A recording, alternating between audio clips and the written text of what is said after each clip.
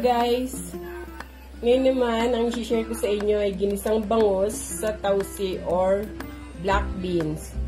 Pero bago ang lahat, gusto ko muna magpasalamat sa dalawang sponsor ko na si Tesmucha na nag-sponsor ng pambili ng mantika at si Lagalagers na nag-sponsor ng pambili ng ampalaya at black beans.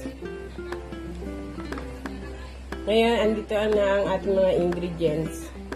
Meron tayong bangus, tokwa, bawang, sibuyas, kamatis, luya,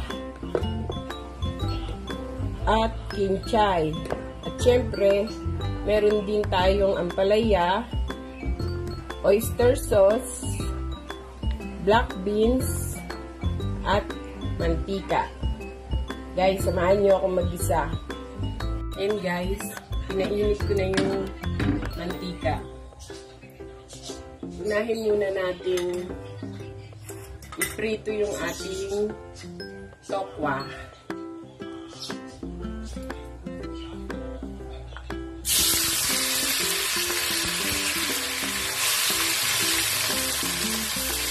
Ayan muna natin mag-golden brown yung ating tokwa.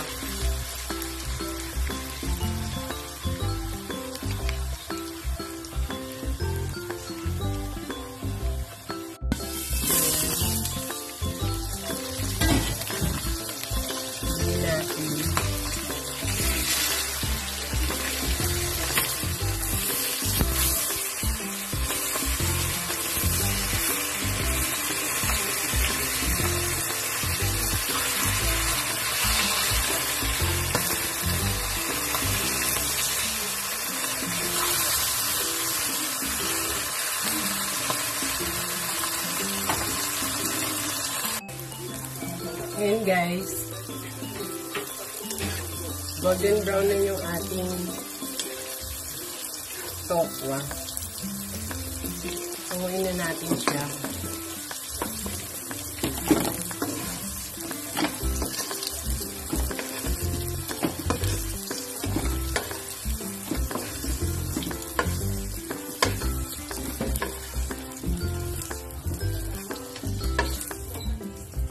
Sunod naman natin iprito yung ating bangus.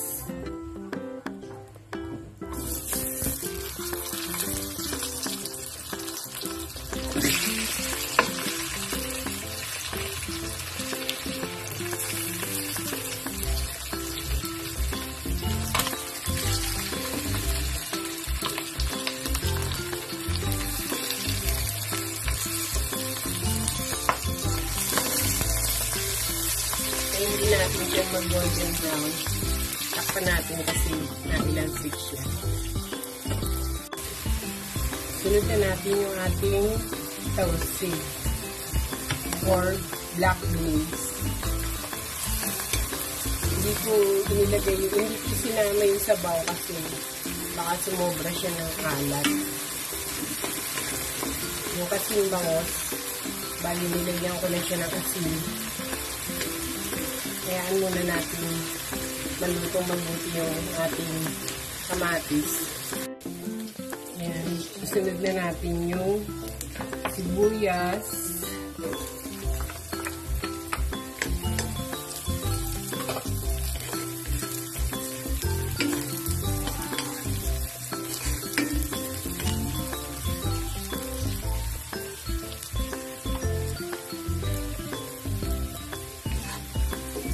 Muna natin maluto yung ating sibuyas.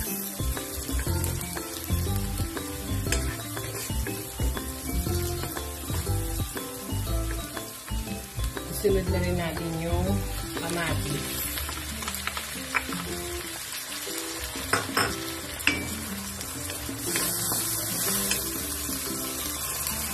Tayo natin maluto yung kamatis. And guys, golden brown na yung ating bangus. Hinaan na natin yung kanyang apoy. Pwede na to. Hinaan na natin siya.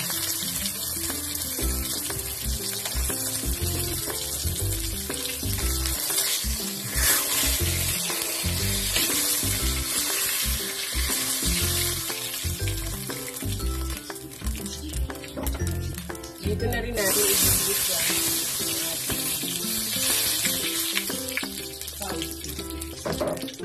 Unahin natin yung luya.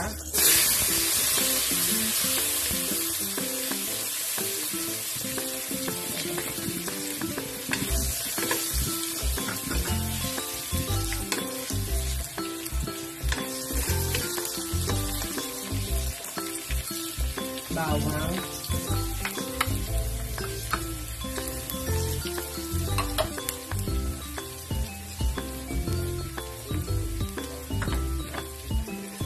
Ayan muna nating maluto yung bawang.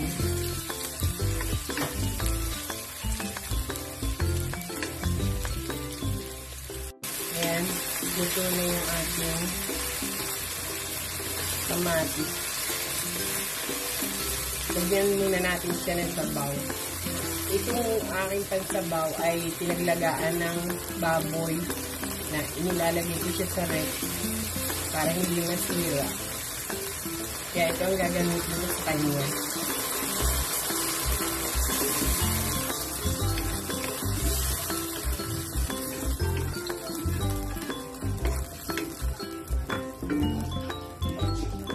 Kaya natin kung kumulo muna at titimplahin na rin natin yun.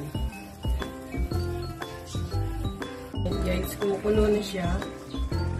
Ito na rin yung ating ampalaya.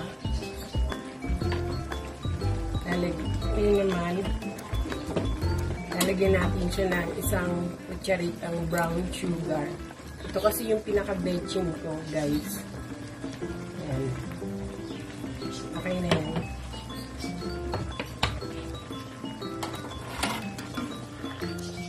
Lagyan natin haluin kasi yung naman na to.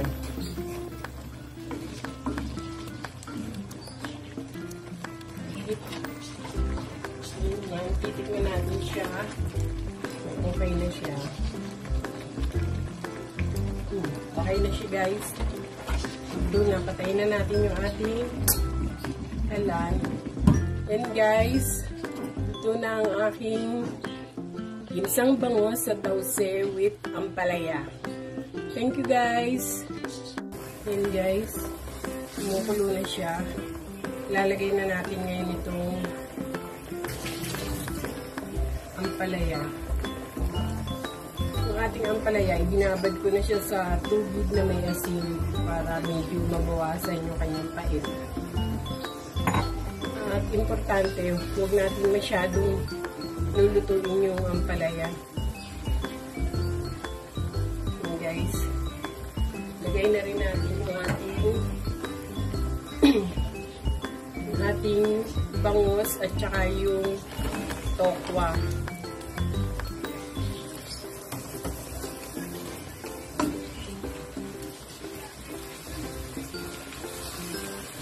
Yan. Siyempre, isama na rin natin yung kinchay. Pag kasi yung tokwa, ang kapartner talaga ng tokwa ay kinchay. Mas masarap siya pag may kinchay. At lagyan na rin natin siya ng oyster sauce para yung ating ampalaya eh hindi masyadong maluto. Kasi mas nasobrahan ng luto yung ampalaya, may tendency na kumait siya. Lagyan natin siya ng konting paminta.